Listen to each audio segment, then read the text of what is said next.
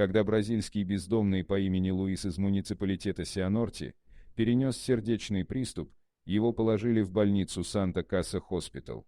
Но в больницу он прибыл не один.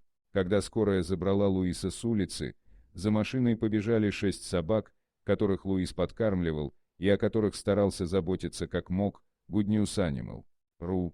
Собаки преследовали скорую на протяжении нескольких миль и добежали до самой больницы, после чего уселись или улеглись возле дверей. Собаки отказывались уходить, и тогда врачи вызвали на помощь зоозащитников из общества Amigos de Patis Cianort. Однако те лишь сделали снимки собак возле больницы и отказались их забирать. Они были уверены, что собаки дождутся выздоровления Луиса и потом вернутся с ним обратно на ту улицу, где жили ранее. Луис жил на одной и той же улице как бездомный, уже около 20 лет. Местные жители давно привыкли к нему и его собакам. Луис был отнюдь не без родственников, и они неоднократно предлагали ему помощь, но он упорно отказывался. Ему нравилась жизнь такая, какая у него была.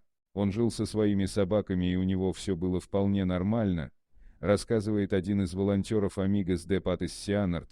В ту ночь у него случился приступ, и собаки последовали за ним, и потом скулили и выли возле дверей.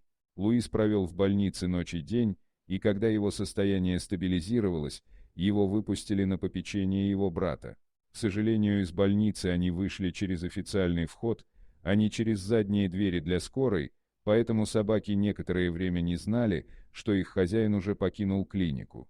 Но вскоре Луис вернулся за собаками, и они побежали за ним. Сейчас Луис и его собаки уже по-прежнему сидят на том же месте на улице, где привыкли. Спасибо за просмотр, подписывайтесь на канал, где вы найдете еще много интересного, а также ставьте лайки и пишите комментарии, что думаете по поводу этой истории.